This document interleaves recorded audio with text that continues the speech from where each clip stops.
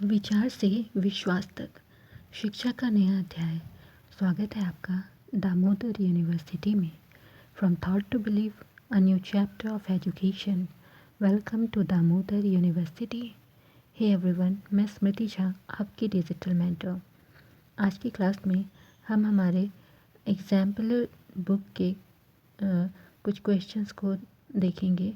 तो हमारा जो चैप्टर है वो चैप्टर नंबर 3 है, मेटल्स एंड नॉन मेटल्स। तो आइए क्वेश्चंस के आंसर्स देखते हैं। हमारा फर्स्ट क्वेश्चन है, Iqbal treated a lustrous divalent element M with sodium hydroxide. He observed the formation of bubbles in reaction mixture. He made the same observations when this element was treated with hydrochloric acid. Suggest how he can identify the produced gas. Write chemical equations for both the reactions. तो इकबाल है, ये मतलब एक divalent element है इसके पास में, उसको sodium hydroxide के साथ वो ट्रीट कर रहा है उसके लेक्चर के लिए।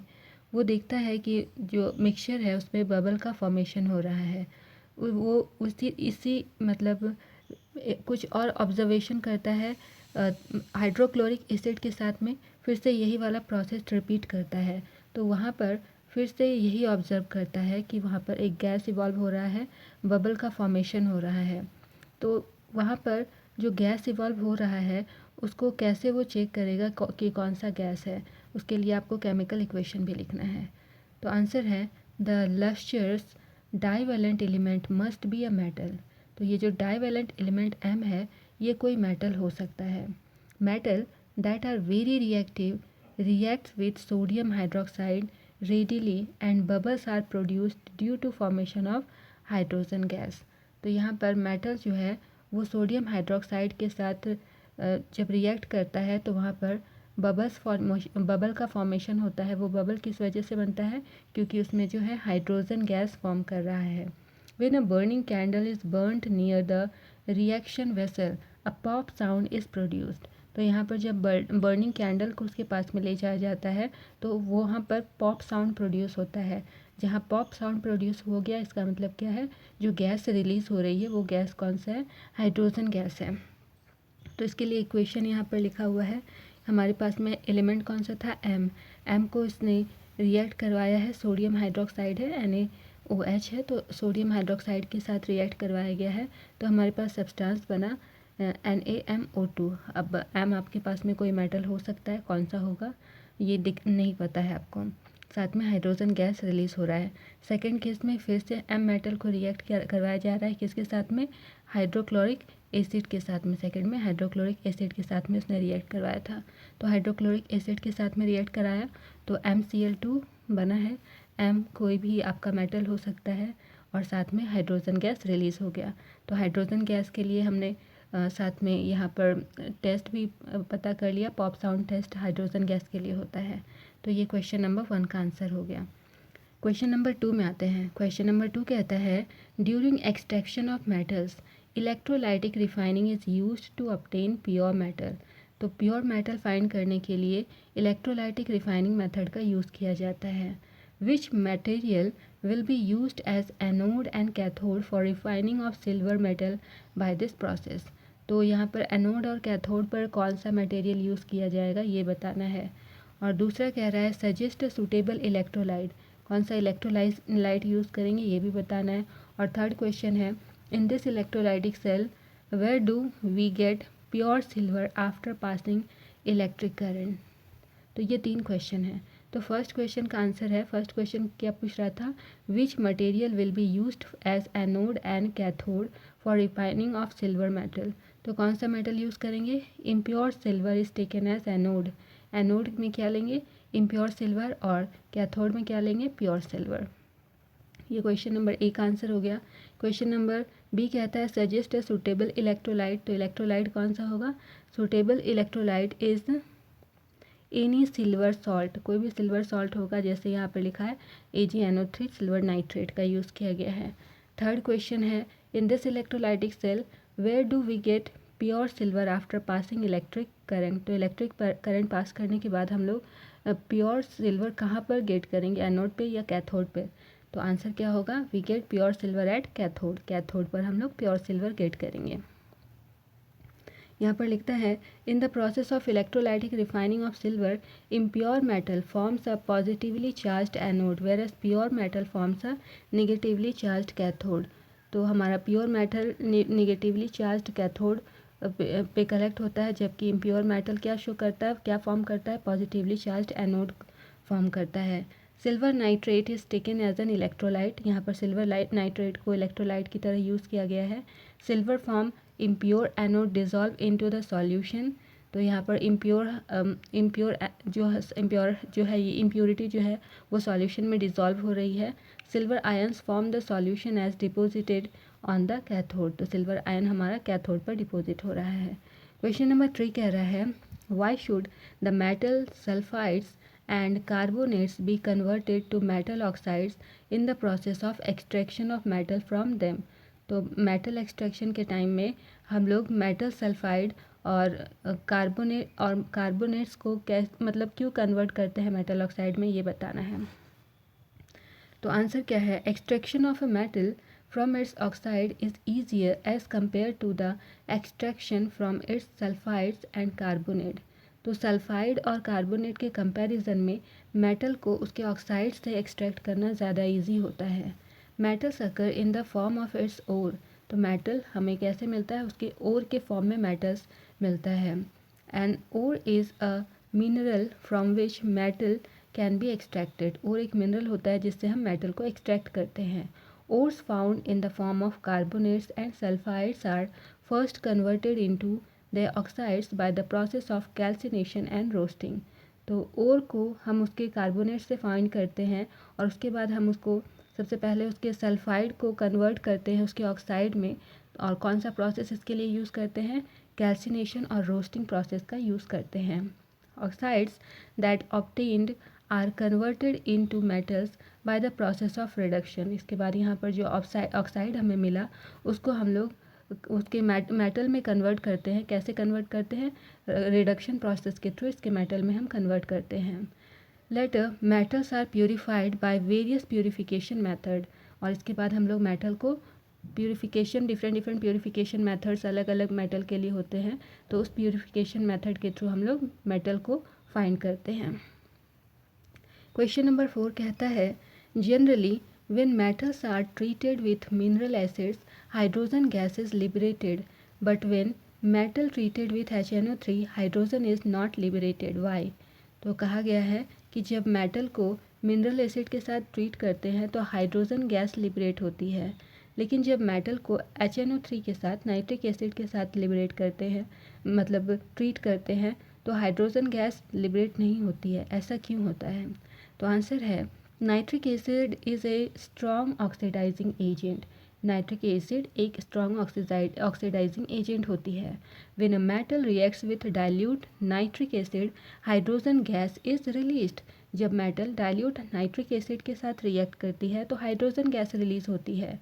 Nitric acid oxidizes the hydrogen into water and itself get reduced to NO2 and और NO और N2O। तो नाइट्रिक एसिड ऑक्साइड्स जो है वो जो है पहले हाइड्रोजन और वाटर मतलब नाइट्रिक एसिड जो है वो ऑक्सीडाइज कर लेती है अपने आप को। कैसे, तो हाइड्रोजन से वो वाटर में कन्वर्ट हो जाता है या फिर रिड्यूस हो जाता है। कैसे, NO2 से वो NO में अपने आप को रिड्यूस कर लेता है या N2O में रिड्यूस कर लेता है। So no hydrogen gas is evolve in this case. तो इसी वजह से यहाँ पर किसी तरह से हाइड्रोजन गैस का फॉर्मेशन इस केस में नहीं होता है। क्वेश्चन नंबर 5 कहता है compound X and aluminium are used to join railway tracks. तो रेलवे ट्रैक को जॉइन करने के लिए कोई कंपाउंड एक्स है और उसके साथ में एल्यूमिनियम का यूज़ होता है। Identify the compound x. तो कंपाउंड एक्स कौन सा है, तो एक्स हमारा क्या है Fe2O3। दूसरा क्वेश्चन है नेम द रिएक्शन। कौन सा रिएक्शन यूज़ होता है, the name of the reaction is thermite reaction. तो ये रिएक्शन को क्या कहते हैं, जो कंपाउंड हमारा Fe2O3 और साथ में एल्युमिनियम को कंबाइन करके जो रिएक्शन किया जाता है, ये रिएक्शन क्या कहलाता है, thermite reaction. This is a redox reaction between aluminium and iron 3 oxide that produces molten iron and aluminium is more reactive metal than iron. This reaction is highly exothermic and heat is produced.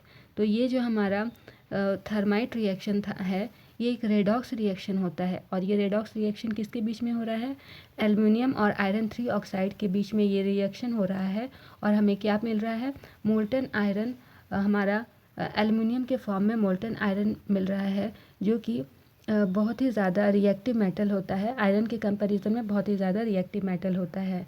और ये जो reaction होता है ये काफ़ी heat produce करता है, और ये हाईली एक्सोथर्मिक रिएक्शन है। थर्ड यहाँ पर पूछ रहा है राइट डाउन इट्स रिएक्शन। तो राइट इसका इक्वेशन लिखना है। तो हमने क्या को रिएक्ट करवाया है, Fe2O3, ये हमारा एक्स सब्सटेंस था, और साथ में हमने क्या था, हमारे पास में था एल्युमिनियम, दोनों को रिएक्ट कराया हमने, तो Fe बना और साथ में Al2O3 बना, और साथ में हमारा हीट भी प्रोड्यूस हुआ। तो ये एक्सोथर्मिक रिएक्शन था। क्वेश्चन नंबर 6 में आते हैं। कहता है when a metal X is treated with cold water it gives a basic salt Y with molecular formula XOH, जिसका मॉलिक्यूलर मास दिया है 40, and liberates a Z gas which easily catches fire. Identify X, Y and Z and also write the reaction involved. तो हमारे पास में जब metal X को cold water के साथ में ट्रीट किया गया तो ये एक बेसिक सॉल्ट Y बनाता है, जिसका मॉलिक्यूलर फार्मूला XOH है, और इसका मास दिया हुआ है 40, और यहाँ पे साथ में जेड गैस भी लिबरेट हो रहा है। जो जेड गैस है वो इजीली फायर, उसमें इजीली आग लग जाती है। तो एक्स, वाई और जेड कौन सा सब्सटेंस है वो आपको बताना है, और साथ में रिएक्शन भी लिखना है। तो हमारा एक्स कौन सा सब्सटेंस है, एक्स हमारा जो मेटल है वो है सोडियम मेटल है, वाई हमारा सोडियम हाइड्रोक्साइड है, और जेड हमारा हाइड्रोजन गैस है जो रिलीज़ हो रहा है। इसको इक्वेशन के फॉर्म में लिखना था। तो ये है हमारा सोडियम प्लस वॉश्ड H2O के साथ में रिएक्ट किया, ये बना क्या, NaOH, साथ में हाइड्रोजन गैस, और साथ में हीट एनर्जी रिलीज हुई है। आगे लिखता है since the molecular formula of Y is XOH, let us suppose the atomic weight of metal X is A, then molecular mass of XOH is A + 16 + 1। तो ये हो गया मॉलिक्यूलर मास इसका, इस केस में निकला है 400। Then A is equal to, question में दिया हुआ था, इसका दिया है मास 40 में से हमने 17 को माइनस कर लिया, तो हमारे पास में ये क्या आ गया, A की वैल्यू आ गई 23। तो एटॉमिक वेट हो गया इसका 23, और इसीलिए मेटल मतलब कि इसका एटॉमिक मास किसका 23 होता है, तो 23 होता है सोडियम का। तो मेटल X हमारा सोडियम है। इस तरह से हमें पता चला कि मेटल X हमारा सोडियम है। सोडियम जो है ये वाटर के साथ रिएक्ट करके और हाइड्रोजन गैस देता है, और इस वजह उस हाइड्रोजन गैस में इजीली फायर कैच कर लेता है। तो लिखता है आगे, so metal X is sodium and Y is sodium hydroxide, इसीलिए मेटल X हमारा सोडियम है, Y सोडियम हाइड्रोक्साइड है, और Z हमारा हाइड्रोजन गैस है। तो ये पूरा एक्सप्लेनेशन था। यहाँ से हमें पता चला, हम पता लगा पाए कि कौन सा XYZ कौन सा सब्सटेंस है। क्वेश्चन नंबर 7 में आते हैं। ये कहता है a non metal X exist in 2 different forms Y and Z। एक नॉन मेटल है X जो हमारा 2 डिफरेंट फॉर्म में प्रेजेंट होता है Y और Z में। Y is the hardest natural substance where Z is a good conductor of electricity. तो Y हमारा हार्डेस्ट नेचुरल सब्सटेंस है, और Z जो है वो हमारा इलेक्ट्रिसिटी का अच्छा कंडक्टर है। तो XYZ क्या है, कौन सा मेटल है, नॉन मेटल है, वो आपको बताना है। तो X हमारा नॉन मेटल है, कौन सा नॉन मेटल है, ये कार्बन है। Y हमारा डायमंड है, ये कार्बन का ही एलोट्रॉप है, और Z हमारा ग्रेफाइट है, ये भी कार्बन का ही एलोट्रॉप है। लिखता है non metal X is carbon, carbon exist in 2 different forms, carbon 2 different form में प्रेजेंट होता है। These different forms of carbon are called the allotropes of carbon. ये जो 2 डिफरेंट फॉर्म है उसको कहा जाता है एलोट्रॉप ऑफ कार्बन, कार्बन का एलोट्रॉप कहा जाता है। Diamond and graphite are allotropes of carbon. तो कार्बन के 2 कौन से एलोट्रॉप हैं, एक है डायमंड और दूसरा है graphite. Y is diamond? Because diamond is the hardest natural substance. तो वाई सबसे हार्डेस्ट नेचुरल सब्सटेंस था, तो वाई हार्डेस्ट नेचुरल सब्सटेंस होता है, इसीलिए वाई हमारा डायमंड है। डायमंड सबसे ज़्यादा हार्डेस्ट होता है, इसीलिए वाई हमारा डायमंड हो गया। जेड के बारे में लिखा है Z is graphite as it is a good conductor of electricity. तो सेकंड में कहा था कि जेड हमारा इलेक्ट्रिसिटी का गुड कंडक्टर है, तो ग्रेफाइड हमारा इलेक्ट्रिसिटी का एक अच्छा कंडक्टर होता है, इसीलिए जेड हमारा ग्रेफाइड है। क्वेश्चन नंबर 8 में आते हैं। क्वेश्चन नंबर 8 कहता है the following reaction takes place when aluminium powder is heated with MnO2। तो MnO2 को जब एल्यूमिनियम के साथ हीट करते हैं तो हमारे पास में ये रिएक्शन बनता है, जहाँ पर लिखा है MnO2 प्लस Al, तो हमारे पास में Mn बना, साथ में Al2O3 बना और साथ में हीट लिबरेट हुआ। लिखता है इस एल्यूमिनियम गेटिंग रिड्यूस्ड, क्या यहाँ पर एल्यूमिनियम रिड्यूस हो रहा है? तो आंसर है कि no, aluminium is getting oxidised. Aluminium यहाँ पर ऑक्सीडाइज्ड हो रहा है। क्यों हो रहा है? As oxygen is added to it to form aluminium oxide. ऐसा इसलिए हो रहा है क्योंकि एल्यूमिनियम में ऑक्सीजन ऐड हो गया है और साथ में इसलिए क्या बनाया है, ये एल्यूमिनियम ऑक्साइड बनाया है। तो एल्यूमिनियम में ऑक्सीजन ऐड होने की वजह से यहाँ पर एल्यूमिनियम ऑक्सीडाइज्ड हो रहा है। क्वेश्चन नंबर 2 कहता है इज MnO2 गेटिंग ऑक्सीडाइज्ड? तो क्या MnO2 ऑक्सीडाइज्ड हो रहा है? तो आंसर है नहीं। No manganese is getting reduced. यहाँ पर इस केस में मैग्नीज जो है रिड्यूस हो रहा है, क्योंकि ये क्या कर रहा है, ऑक्सीजन इसके पास से लूज हो रहा है। यहाँ पर MnO2 था तो यहाँ से ऑक्सीजन इसके पास में रिड्यूस हो गया, ऑक्सीजन ख़त्म हो गया तो ये Mn रह गया, और इसी वजह से हमारा ये जो मैग्नीज है यहाँ पर तो ये रिड्यूस हो रहा है। आगे लिखता है since aluminium is more reactive than manganese. तो मैग्नीज के कंपैरिजन में एल्यूमिनियम ज़्यादा रिएक्टिव है, इसीलिए क्या करेगा, it displaces manganese from its oxide, इसीलिए ये मैग्नीज को उसके ऑक्साइड से डिस्प्लेस कर देगा। Aluminium accept oxygen from manganese dioxide. Aluminium oxygen को एक्सेप्ट करेगा और क्या बना लेगा सब्सटेंस, मैग्नीज डाइऑक्साइड बना लेगा। It reduces the manganese dioxide to manganese and aluminium dioxide formed. तो ये हमारा मैग्नीज डाइऑक्साइड को रिड्यूस कर दे रहा है। देखिए मैग्नीज डाइऑक्साइड को रिड्यूस करके ये मैग्नीज में बना लिया, और मैग्नीज को हटा के इसकी जगह पर आ गया और क्या बना लिया है, एल्यूमिनियम ऑक्साइड बना लिया है। तो ये हमारा टोटल ये पूरा रिएक्शन का ये पूरा एक्सप्लेनेशन था। अब आते हैं क्वेश्चन नंबर 9 में। क्वेश्चन नंबर 9 कहता है what are the constituents of solder alloy. तो सोल्डर एलॉय में क्या क्या चीज़ से बनता है ये बताना है। Which property of solder make it suitable for welding electrical wires. तो इलेक्ट्रिकल वायर को वेल्डिंग के लिए एलॉय सोल्डर का यूज़ किया जाता है, तो कौन सी प्रॉपर्टी है जिसकी वजह से इसका यूज़ करते हैं? आंसर है solder is an alloy made from the combination of lead and tin. तो सोल्डर लेड और टिन के कॉम्बिनेशन से बनता है। It is used for welding electric wires because it has low melting point. क्यों इसको मतलब वेल्डिंग के लिए यूज़ किया जाता है, क्यों किया जाता है, क्योंकि इसका मेल्टिंग पॉइंट जो है वो कम होता है, लो होता है। क्वेश्चन नंबर 10 कहता है एक मेटल है A which is used in thermite process when heated with oxygen gives oxide B। जब हीट किया जाता है इसको तो एक ऑक्साइड बनाता है B which is amphoteric in nature, और B जो है वो हमारा नेचर में एम्फोटेरिक है। Identify A and B, A और B क्या है ये बताना है, and write down the reaction of oxide B with HCl and NaOH। तो A और B को आइडेंटिफाई करना है और उसके बाद में B के ऑक्साइड को HCl और NaOH के साथ में रिएक्ट करके इक्वेशन बनाना है। तो आंसर क्या है, the metal A is aluminium. A हमारा एल्यूमिनियम है और B हमारा क्या है, Al2O3 है। तो रिएक्शन बनाना था HCl के साथ और NaOH के साथ में, तो B हमारा Al2O3 है, तो B है हमारा Al2O3 और साथ में HCl के साथ कंबाइन कराया हमने, तो ये बना है AlCl3 और साथ में H2O बना है। फिर इसको क्या के साथ में कंबाइन करवाना था, NaOH के साथ में, तो Al2O3 और साथ में NaOH को कंबाइन कराया हमने, तो क्या बना है NaAlO2 और साथ में वाटर। लिखता है metal A is aluminium that is used in the thermite process. A metal हमारा एल्यूमिनियम है जिसे हम थर्माइट प्रोसेस में यूज़ करते हैं।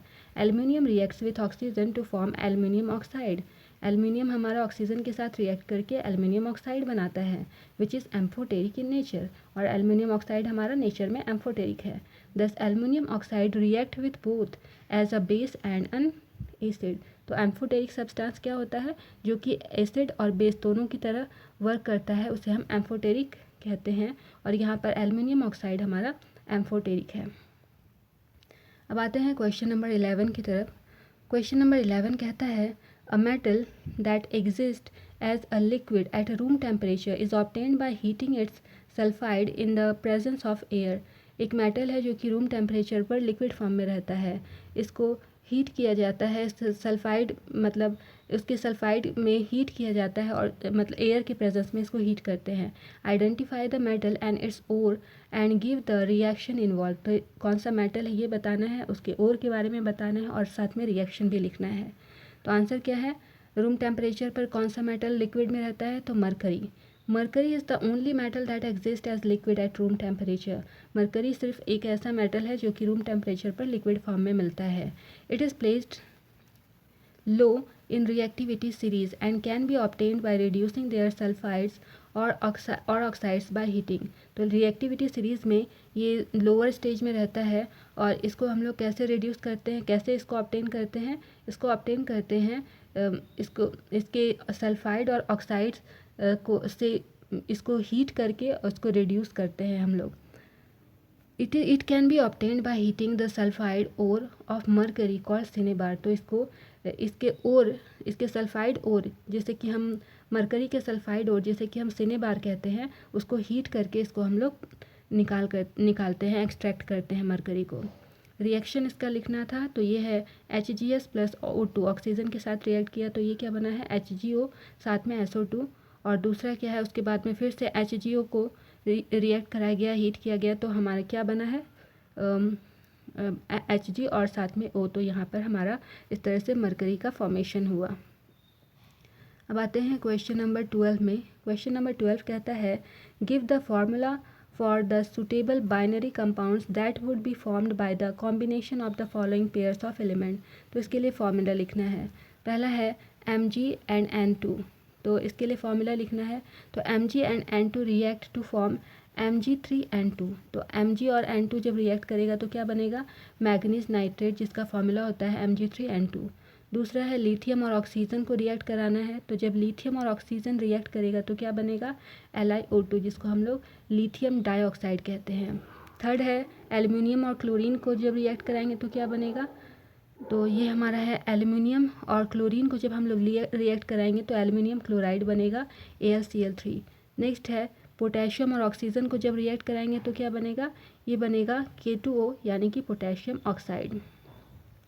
क्वेश्चन नंबर 13 कहता है what happens when ZnCO3 is heated in the absence of oxygen. तो ZnCO3 को ऑक्सीजन के एब्सेंस में जब हीट करेंगे तो क्या होगा, when zinc carbonate is heated in the absence of oxygen, zinc oxide and carbon dioxide are produced। तो ऑक्सीजन के एब्सेंस में जब हम इसको हीट करेंगे तो हमारे पास में जिंक ऑक्साइड और कार्बन डाइऑक्साइड प्रोड्यूस होगा। The process of reduction carbonate ore to form oxide in the absence of oxygen is called calcination. तो ये जो प्रोसेस था ऑक्सीजन के एब्सेंस में इसको हीट करने का, ये प्रोसेस क्या कहलाता है, कैल्सिनेशन के नाम से जाना जाता है। Zinc is found in its ore zinc carbonate. तो जिंक अपने ओर के फॉर्म में, ओर यानी कि जिंक कार्बोनेट के फॉर्म में पाया जाता है। When this ore is heated zinc oxide is formed along with carbon dioxide. तो जब ये जो ओर था हमारे पास में जिंक कार्बोनेट, इसको जब हीट किया जाता है तो जिंक ऑक्साइड फॉर्म होता है और साथ में कार्बन डाइऑक्साइड भी फॉर्म होता है। ये इक्वेशन है ZnCO3, ये हीट किया गया तो ये क्या बना है ZnO प्लस CO2। अगला है अगर हम लोग एक मिक्सचर है हमारे पास में Cu2O और साथ में Cu2S, इनको हीट करते हैं तो क्या होगा। तो आंसर है when a mixture of copper oxide and copper sulphide is heated pure copper is obtain. तो दोनों को जब हीट करेंगे तो प्योर कॉपर मिलेगा। It undergoes auto reduction when sulfide ore of copper is heated, a part of this ore is converted into oxide which then reacts with remaining sulfide ore to give pure copper and sulfur dioxide। तो यहाँ पर जब sulphide और copper का sulphide और को जब heat करते हैं तो इसका जो है ये ऑक्साइड में कन्वर्ट हो जाता है और उसको जब रिएक्ट करवाते हैं तो हमारे पास में सल्फाइड और मिलता है हमें, और उसके बाद में हमें उस सल्फाइड ओर से हमारे पास में क्या मिलता है, हमें कॉपर मिलता है और साथ में सल्फ़र डाइऑक्साइड मिलता है। तो ये हमारा इक्वेशन है Cu2O + Cu2S। तो हमारे पास में क्या बना है, कॉपर और सल्फ़र बना है।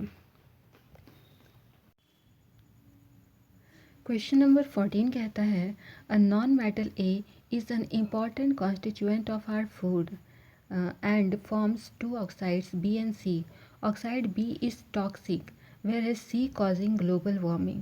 तो हमारे पास में एक नॉन मेटल है A, जो कि हमारा मतलब खाने के लिए हम उसको यूज़ करते हैं, और ये जो A नॉन मेटल है ये हमारा दो ऑक्साइड फॉर्म करता है जो है B और C। ये जो B और C ऑक्साइड है, इसमें से हमारा B ऑक्साइड जो है ये टॉक्सिक है, और जबकि C ऑक्साइड हमारा ग्लोबल वार्मिंग का कॉज है। तो आपको बताना है कि ए, बी और सी क्या है। तो ए हमारा कार्बन है, और साथ में हमारा सी जो है, C as A is carbon, C as it is an important constituent of our food. तो ए हमारा कार्बन है और ये हमारा खाने का एक इम्पॉर्टेंट कॉन्स्टिट्यूएंट है। B is carbon monoxide, B हमारा कार्बन मोनोऑक्साइड है and it is a highly poisonous and toxic. तो ये कार्बन मोनोऑक्साइड बहुत ही हाईली पॉइजनस होता है और साथ में टॉक्सिक भी होता है। एंड कार्बन इज एंड जो सी सब्सटेंस है हमारा, सी सब्सटेंस ये क्या है, कार्बन डाइऑक्साइड गैस है and it is the main cause of global warming. तो ये जो कार्बन डाइऑक्साइड है यही हमारा मेन कॉज होता है किसका, ग्लोबल वार्मिंग का। तो ए, बी और सी हमारे पास में पता चल गया कि ए हमारा कार्बन है, बी हमारा कार्बन मोनोऑक्साइड है और सी हमारा कार्बन डाइऑक्साइड गैस है। दूसरा पूछ रहा है to which group of periodic table A belongs to. तो ए हमारा कार्बन है, तो कार्बन कौन से ग्रुप में आता है, तो A belongs to group 14 of the periodic table. तो पीरियोडिक टेबल के ग्रुप 14 में ए यानी कि कार्बन आता है। It has atomic number 6, carbon का एटॉमिक नंबर 6 होता है और इलेक्ट्रॉनिक कॉन्फ़िगरेशन कितना होता है, 2 और 4 होता है। क्वेश्चन नंबर 15 में आते हैं। 15 कहता है give 2 examples each of the metals that are good conductor and poor conductors of heat respectively. तो हमारे पास में दो मेटल का एक मेटल है जो कि गुड कंडक्टर है और एक जो है वो पुअर कंडक्टर है। दोनों का एक एक एग्जाम्पल बतलाना है, मेटल का नाम बताना है एग्जाम्पल के साथ में। तो मेटल के बारे में लिखता क्या है, metal in general are good conductors of heat. तो मेटल कंडक्टर का मतलब हीट का गुड कंडक्टर होता है। Some good conductors whereas some are poor conductors of heat. कुछ ऐसे मेटल्स होते हैं जो कि गुड कंडक्टर होते हैं और कुछ पुअर कंडक्टर्स भी होते हैं। Owing to the number of free electrons they have, they are classified into good और पुअर कंडक्टर्स ऑफ हीट। तो इसमें कितने नंबर ऑफ इलेक्ट्रॉन्स है ये डिसाइड करता है कि कौन सा गुड कंडक्टर है और कौन सा पुअर कंडक्टर है। Those metals that have more numbers of free electrons are good conductors and those that have less number of free electrons are poor conductors. तो जिसमें ज़्यादा फ्री इलेक्ट्रॉन्स होंगे वे गुड कंडक्टर होंगे और जिसमें जो कि कम इलेक्ट्रॉन जिसके पास में होंगे वो पुअर कंडक्टर, हीट का एक पुअर कंडक्टर होगा। तो आंसर क्या है, silver and copper are good conductors of heat. तो सिल्वर और कॉपर हमारा जो है ये हीट का एक अच्छा कंडक्टर है। वहीं बात करें लेड और मरकरी की, तो ये हमारा हीट का पुअर कंडक्टर होता है। क्वेश्चन नंबर 16 में आते हैं। Name one metal and one non metal that exist in liquid state eight room temperature. तो एक मेटल और एक नॉन मेटल का नाम बताना है जो कि रूम टेम्परेचर पर लिक्विड स्टेट में होते हैं। Also name two metals having melting point less than 310 kelvin. तो दो मेटल का नाम बताना है जिसका मेल्टिंग पॉइंट 310 केल्विन से कम है। तो आंसर क्या होगा, अ metal that exist in liquid state eight room temperature is mercury. तो मरकरी एक ऐसा मेटल है जो कि रूम टेम्परेचर पर लिक्विड स्टेट में होता है। बात करें नॉन मेटल की, तो अ non metal that exist in liquid state eight room temperature is bromine. तो रूम टेम्परेचर पर ब्रोमीन एक ऐसा नॉन मेटल है जो कि रूम टेम्परेचर पर लिक्विड स्टेट में पाया जाता है। नेक्स्ट वाला क्वेश्चन था 310 केल्विन से कम पर कौन सा मेल्टिंग पॉइंट किसका कम होता है। तो two metals with melting point less than 310 kelvin are caesium and gallium. तो सीजियम और गैलियम ऐसे मेटल है जिसका मेल्टिंग पॉइंट 310 केल्विन से कम होता है। क्वेश्चन नंबर 17 में आते हैं। क्वेश्चन नंबर 17 कहता है an element A reacts with water to form a compound B which is used in white washing। तो हमारे पास में एक एलिमेंट है A जिसको कि जो वाटर के साथ रिएक्ट करके B नाम का कंपाउंड बनाता है, जिसको कि हम लोग वाइट वॉशिंग में यूज़ करते हैं। The compound B on heating forms an oxide C। तो कंपाउंड बी जब हीट करता है तो क्या बनाता है, ऑक्साइड बनाता है। उस ऑक्साइड का नाम दिया गया है C. Which on treatment with water gives back B. तो वाटर के साथ में जब इसको दोबारा रिएक्ट करवाया जाता है सी को, तो ये वापस क्या दे देता है, बी। सब आपके पास में ये जो बी कंपाउंड था, बी कंपाउंड दे देता है। Identify A B and C and give the reaction involve. तो ए बी सी क्या है ये बताना है और रिएक्शन भी बताना है। तो ए हमारा क्या है, ये बनाया था वाइट वॉशिंग के लिए यूज़ करते हैं। तो वाइट वॉशिंग के लिए हम लोग किसको यूज़ करते हैं, तो हम कैल्शियम हाइड्रोक्साइड का यूज़ करते हैं ना।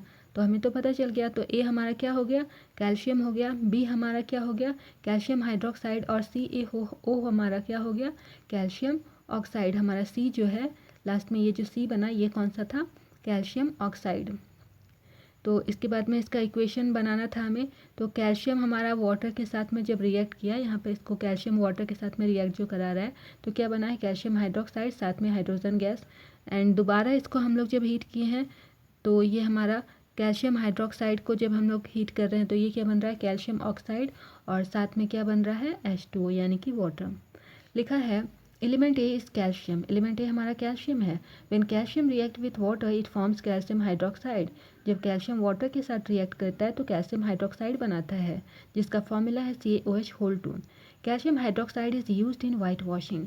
और कैल्शियम हाइड्रोक्साइड का यूज़ हम लोग किस चीज़ में करते हैं, वाइट वॉशिंग में करते हैं।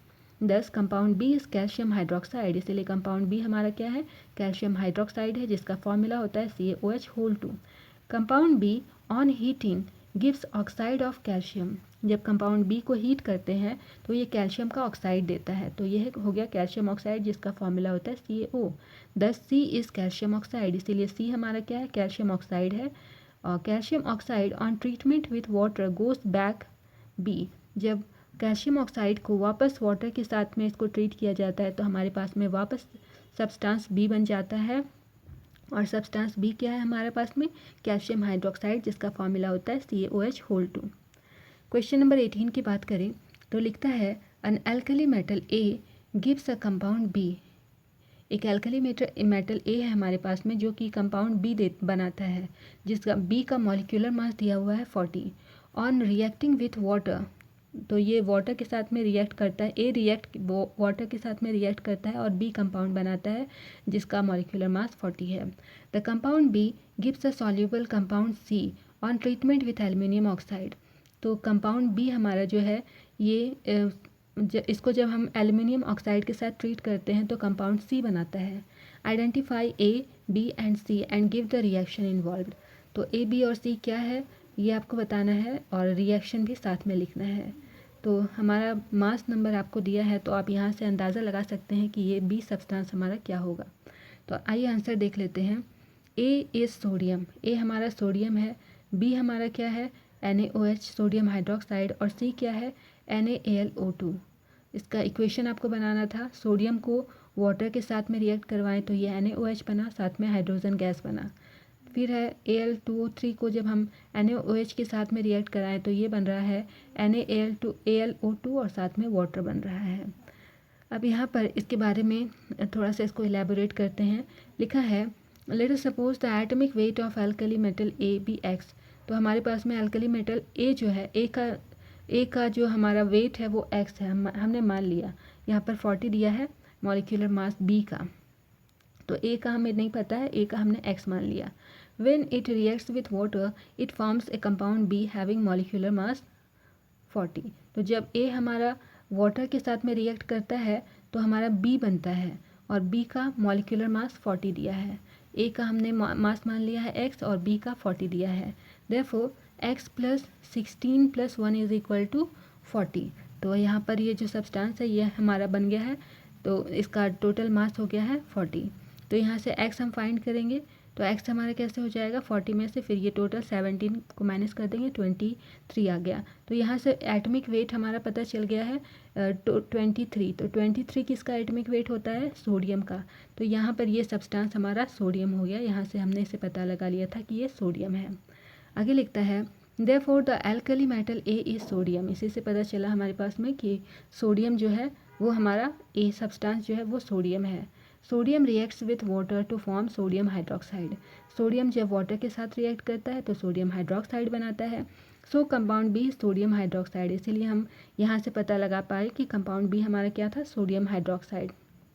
अब लिखा है sodium hydroxide reacts with aluminium oxide. जब सोडियम हाइड्रोक्साइड एल्यूमिनियम ऑक्साइड के साथ में रिएक्ट करता है तो क्या बनाता है सोडियम एल्यूमिनेट, जिसका फॉर्मूला होता है NaAlO2। इसीलिए सी हमारा कौन सा सी हमारा क्या है सोडियम एल्यूमिनेट है, जिसका फॉर्मूला है NaAlO2। क्वेश्चन नंबर 19 में आते हैं, कहता है give the reaction involved during extraction of zinc from its ore. तो जब जिंक को उसके ओर से एक्सट्रैक्ट किया जाता है तो वो जो रिएक्शन है वो रिएक्शन कौन सा है उस रिएक्शन को आपको लिखना है। तो आंसर है पहले इसको जब हम लोग रोस्ट करेंगे जिंक के साथ में तो रिएक्शन आपको सबसे पहले लिखना है। तो जिंक के साथ में हम लोग जब इसको रोस्ट करेंगे तो क्या होगा जिंक ओर के साथ में, तो जिंक है ये हमारा और जिंक का ओर ऑक्सीजन के साथ में हम इसको मतलब रोस्ट कर रहे हैं तो क्या बन रहा है हमारा ZnO जिंक ऑक्साइड, साथ में सल्फर डाइऑक्साइड गैस है ये बन रही है हम। उसके बाद में फिर से क्या कर रहे हैं इसका कैल्सिनेशन जिंक कर रहे हैं, कैल्सिनेशन इसका जिंक ओर से इसका कैल्सिनेशन कर रहे हैं। तो ये हमारा फॉर्मूला है ZnCO3 और इसका कैल्सिनेशन किए तो हमारे पास में क्या बना जिंक ऑक्साइड और साथ में कार्बन डाइऑक्साइड। थोड़ा इलेबोरेट करते हैं क्या लिखा है। Zinc is commonly extracted from its ore और from its ore called zinc blended also known as zinc sulphide. तो जिंक को उसके ओर से एक्सट्रैक्ट करते हैं, उसका ओर कौन सा है जिंक ब्लेंडेड या फिर इसको जिंक सल्फाइड कहते हैं। Firstly froth flotation process removes gangue from sulphide ore. तो सबसे पहले जो गैंग यानी जो इम्प्योरिटी होती है सल्फाइड ओर में उसको फोर्थ फ्लोटेशन मेथड से उसको हम लोग रिमूव करते हैं। During roasting the concentrated ore is finally ground and made to react with a stream of water. तो जब हम लोग इसको रोस्ट करते हैं तो उस रोस्टिंग के दौरान क्या होता है जो कॉन्सेंट्रेटेड ओर रहता है मतलब फाइनली ग्राउंड फॉर्म में जो उसका कॉन्सेंट्रेटेड ओर रहता है उसको इस एयर के स्ट्रीम के साथ में वो रिएक्ट करता है। This convert zinc blende to zinc oxide which is more reactive. तो ये यहाँ पे क्या हो जाता है जिंक ब्लेंड यहाँ पर इस प्रोसेस में कन्वर्ट होकर जिंक ऑक्साइड में कन्वर्ट हो जाता है और जिंक ऑक्साइड हमारा बहुत ही ज़्यादा रिएक्टिव सब्सटेंस होता है। During calcination the carbonate ore is heated strongly in the absence of air to convert it into metal oxide. इसके बाद कैल्सिनेशन प्रोसेस किया जाता है और कैल्सिनेशन में क्या होता है कार्बोनेट ओर को स्ट्रांगली हीट किया जाता है एयर के एब्सेंस में और इससे क्या हो जाता है हमारा ये जो है ये मेटल ऑक्साइड में कन्वर्ट हो जाता है। तो ये पूरा का पूरा एक्सप्लेनेशन था और ये हमारा इक्वेशन था। अब आते हैं क्वेश्चन नंबर 20 में। क्वेश्चन नंबर 20 कहता है a metal M does not liberate hydrogen from acids but react with oxygen to give a black colour product. तो एक मेटल है हमारे पास में M, ये हाइड्रोजन गैस लिबरेट नहीं करता है लेकिन जब रिएक्ट करता है ये ऑक्सीजन के साथ में तो उसमें क्या देता है ब्लैक कलर का प्रोडक्ट देता है। Identify M and black coloured product and also explain the reaction of M with oxygen. तो M क्या है और जो ब्लैक कलर का प्रोडक्ट क्या है वो आपको बताना है और साथ में ये जो रिएक्शन होगा पूरा का पूरा रिएक्शन भी आपको बताना है। तो आंसर क्या है the metal M is copper, metal M हमारा कॉपर है and the black coloured product is copper oxide और जो ब्लैक कलर का प्रोडक्ट हमें मिला था वो कौन सा है कॉपर ऑक्साइड है। Copper does not react with acid but reacts with oxygen to form copper oxide. Copper acid के साथ में तो रिएक्ट नहीं करता है लेकिन ऑक्सीजन के साथ रिएक्ट करके कॉपर ऑक्साइड बनाता है। The reaction of metal M with oxygen is as follows. तो ये जो पूरा का पूरा रिएक्शन है वो इस तरह से है कि कॉपर है ये Cu+O2 कॉपर और ऑक्सीजन के साथ रिएक्ट करके क्या बनाएगा copper oxide CuO। Question number 21 में आते हैं। क्वेश्चन नंबर 21 कहता है an element forms an oxide A2O3 which is acidic in nature. तो एक एलिमेंट है कोई जो उसका ऑक्साइड बनाता है A2O3, और ये A2O3 नेचर में एसिडिक है। Identify A as a metal और नॉन मेटल। तो ये हमारा एलिमेंट ए जो है यहाँ पर, ये एक कौन सा मेटल है या फिर नॉन मेटल है, ये आपको बताना है। तो आंसर है non metallic oxides are acidic in nature. जितने भी नॉन मेटेलिक ऑक्साइड्स होते हैं वो नेचर में एसिडिक होते हैं। Therefore A is non metal. तो ए हमारा क्या है, ए हमारा नॉन मेटल है। क्वेश्चन नंबर 22 की बात करें तो ये कहता है a solution of CuSO4 was kept in an iron pot. एक सॉल्यूशन है कॉपर सल्फेट का जिसको आयरन के बर्तन में रखा गया है। After few days the iron pot was found to have a number of holes in it. कुछ दिन के बाद आपने वहाँ देखा गया कि आयरन का जो पॉट था उसमें बहुत सारे होल हो गए हैं, बहुत सारे छेद हो गए हैं। Explain the reason in terms of reactivity. Right the equations for the reaction involve. तो ऐसा क्यों हुआ ये बताना है, और साथ में ये जो रिएक्शन हुआ उसका इक्वेशन भी आपको लिखना है। तो आंसर क्या है, we know that iron is more reactive than copper. हम जानते हैं कि आयरन कॉपर के कंपैरिजन में ज़्यादा रिएक्टिव सब्सटेंस है। Hence iron displaced copper from copper sulphate solution. इसीलिए आयरन जो है हमारा कॉपर को कॉपर सल्फेट सॉल्यूशन से डिस्प्लेस कर देता है। This reaction is called displacement reaction. ये रिएक्शन डिस्प्लेसमेंट रिएक्शन कहलाता है। Due to displacement there is formation of holes in the iron pot. तो ये डिस्प्लेसमेंट की वजह से ही जो आयरन का पॉट था उसमें होल हो गए थे। The following equation shows this reaction. तो यहाँ पर इक्वेशन के फॉर्म में से दिखाया गया है। यह है कॉपर सल्फेट आयरन के साथ रिएक्ट किया, तो आयरन हमारा इस कॉपर को डिस्प्लेस कर दिया क्योंकि ये ज़्यादा रिएक्टिव था, तो कॉपर को डिस्प्लेस करके इसकी जगह पर आ गया, तो ये बन गया है FeSO4, और साथ में क्या हो गया, ये कॉपर बेचारा अकेला हो गया। तो ये हमारा इक्वेशन था जो इस पूरे रिएक्शन के दौरान फॉर्म हुआ था। तो मेरे प्यारे बच्चों, आज की क्लास को हम यहीं तक रखते हैं। यदि कोई भी डाउट हो तो आप हमारे DU के कमेंट सेक्शन में अपना सवाल ज़रूर पूछें। मैं हर एक लर्नर को रिप्लाई देने की कोशिश करूँगी। Okay then, keep learning, keep growing only at DU। See you soon, bye bye.